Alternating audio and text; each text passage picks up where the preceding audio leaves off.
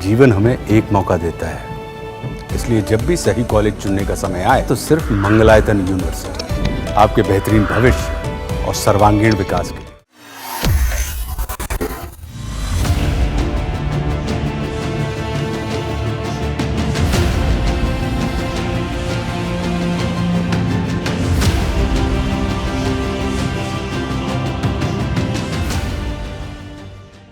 Operation सिंदूर को लेकर संसद में चर्चा इस वक्त जारी है।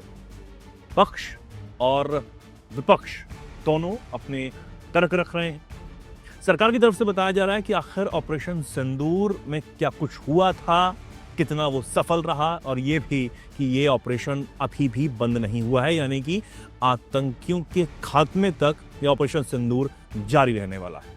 लेकिन अब इसका असर पाकिस्तान में दिखने लगा है और पाकिस्तान कि जो कुछ एक्सपर्ट हैं वो घबराए हुए हैं, बौखलाए हुए हैं। दरअसल ऑपरेशन सिंदूर को लेकर जब से चर्चा हो रही है और जब से खुद प्रधानमंत्री नरेंद्र मोदी या फिर सरकार के तमाम जो बड़े लीडर्स हैं वो बार बार ये बात कह चुके हैं कि ये ऑपरेशन सिंदूर अभी बंद नहीं हुआ है। पाकिस्तान में जितने भी आतंकी भारत को नुकसान पहुंचाने की कोशिश करते रहते हैं या फिर कर रहे हैं, उनके खात्मे तक ये ऑपरेशन ऐसे ही चलता रहने वाला है। लेकिन इस बीच पिछले दिनों चीफ ऑफ डिफेंस स्टाफ जब जनरल अनिल चौहान ने ये बयान दिया था ऑपरेशन सिंदूर को लेकर, पहलगाम हमले को लेकर, उसके बाद अब पाकिस्तान के एक एक्सपर्ट हैं, उनकी घबराहट सामने आई है और उन्होंने भारतीय सेना को चेतावनी देने की कोशिश तो की, लेकिन वो इसमें सफल नहीं हो पाए और पोल अपनी ही सेना की खोल दी। दरअसल पाक एयरफोर्स को लेकर उन्होंने एक बड़ा दावा किया। पाक एक्सपर्ट कमर चीमा ने कहा कि पाकिस्तान की जो वायुसेना है वो एक अच्छी प्लानिंग कर रही है, रणनीति उसने बनाई है कि अगर दोबारा से भारत के साथ जंग होती है तो भारत के सैन्य ठिकानों पर वो हमले के साथ एक नई रणनीति पर काम करेंगे और इसकी प्लानिंग कर ली गई है। तो आप सोचिए कि ऑपरेशन सिंदूर में जो पाकिस्तानी सेना कुछ नहीं कर पाई, वो अब किस बात की रणनीति बना रही है। ठीक है, अब इसके आगे उन्होंने कहा कि भारत जानता है कि जब वो आतंकी ठिकानों पर हमला करेगा और कहेगा कि हमने तो आतंकी ठिकानों को ही निशाना बनाया, तो बदले में पाकिस्तान भारत के सैन्य ठिकानों को निशाना बनाएगा। यानी कि ऑपरेशन सिंदूर में भी भारत ने इस बात को कहा था कि हमने ना ही पाकिस्तान के नागरिकों को निशाना बनाया और ना ही वहां की सेना को, हमने सिर्फ पाकिस्तान में और पीओके वाले क्षेत्र में आतंकियों के ठिकानों को नेस्तनाबूद करने का काम किया, उनको ठिकाने लगाने का काम किया। लेकिन बदले में पाकिस्तानी एक्सपर्ट किस बात की ईंधन भभकी दे रहे हैं, ये कि अगर भारत दोबारा ऐसा करता है तो पाकिस्तान भारत के सैन्य ठिकानों को निशाना बनाएगा। कमर चीमा ने आगे कहा कि भारत ने ये कहा है कि मसूद अजहर जो मोस्ट वांटेड आतंकी है वो चित्राल में है, हम उसको ढूंढ रहे हैं। ये इंडियन इंटेलिजेंस की खबर थी जो उन्होंने मीडिया को दी होगी और इसका मकसद ये है कि वो मसूद अजहर से कह रहे हैं कि हम तुम्हें ढूंढ रहे हैं, हमें पता है कि तुम कहां पर हो। यानी कि कमर चीमा ये दावा कर रहे हैं कि अब भारत मसूद अजहर को अगला टारगेट बनाए हुए है और अब वो उसे ठिकाने लगाने की कोशिश में है। भारतीय एजेंसियां, भारतीय सेना मसूद अजहर के पीछे पड़ी हुई है। कमर चीमा ने यह भी कहा कि इस बार इंडिया मसूद अजहर को इस तरह टारगेट करेगा कि दुनिया को यह पैगाम जाए कि हमने मिलिट्री टारगेट हिट नहीं किया, हमने एक दहशतगर्द को निशाना बनाया। लेकिन अब वो आगे कहते हैं कि पाकिस्तान की पॉलिसी क्लियर है कि इस बार हमने इंडिया के मिलिट्री टारगेट हिट करने हैं। ये बार बार उन्होंने अपने बयान में इस बात को कहा है कि वो भारत के मिलिट्री टारगेट को हिट करना चाहते हैं। ये हालांकि संभव तो नहीं है, उनका ये बयान है, बड़बोले बयान है, गीदड़ भभकी, आप इसे कुछ भी मान सकते हैं, जिस तरीके से ऑपरेशन सिंदूर के दौरान भी दी गई।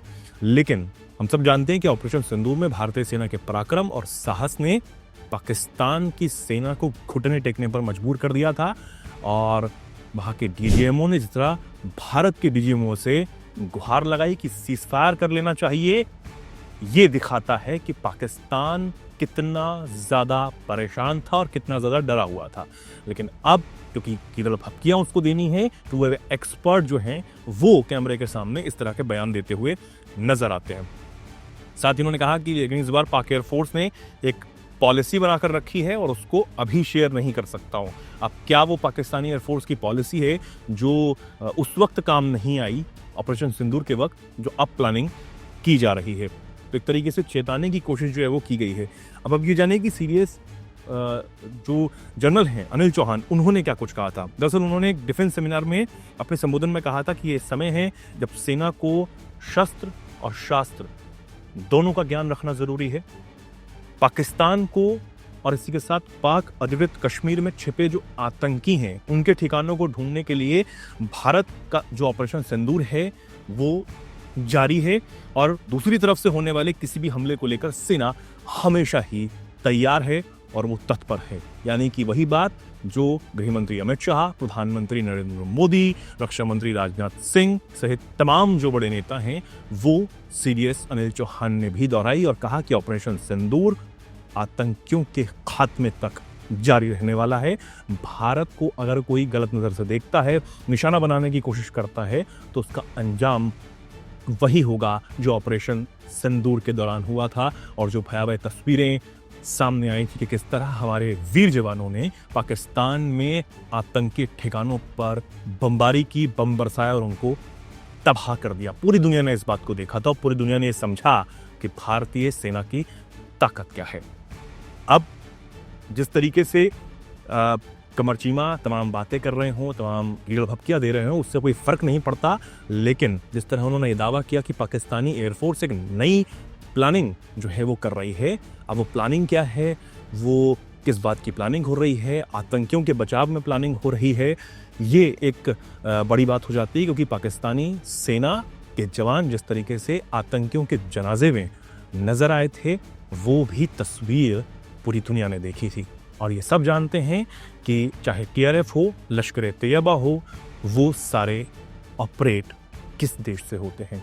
अभी हाल ही में टीआरएफ पर जो अमेरिका ने बैन लगाया, तो ये भी एक करारा तमाचा उस आतंकी देश पाकिस्तान पर था जहां से आए आतंकियों ने भारत के मासूम पर्यटकों को निशाना बनाने का काम किया, मासूम नागरिकों को निशाना बनाने का काम किया। और न सिर्फ भारत के नागरिक को बल्कि नेपाल के नागरिक को भी निशाना बनाने का काम किया था।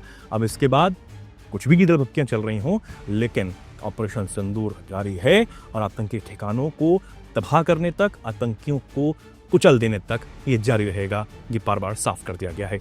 ऑपरेशन सिंदूर ट्राई सर्विसेज कोऑर्डिनेशन का एक बेमिसाल उदाहरण था। जब भारतीय वायुसेना ने आसमान से हमले किए, हमारी थल सेना ने जमीन पर मोर्चा संभाल लिया। हमारे जवान नियंत्रण रेखा पर पूरी ताकत से डटे रहे और पाकिस्तान की हर हरकत का करारा जवाब दिया। अध्यक्ष महोदय, भारतीय नौसेना ने भी, लोग पूछते हैं भारतीय नौसेना का क्या रोल था, भारतीय नौसेना ने भी उत्तरी अरब सागर में अपनी तैनाती मजबूत कर दी। भारतीय नौसैनिकों ने पाकिस्तान को यह साफ संदेश दिया कि हम समुद्र से लेकर जमीन तक पाकिस्तान के हर महत्वपूर्ण ठिकानों पर प्रहार करने में न केवल सक्षम हैं बल्कि हम तैयार हैं।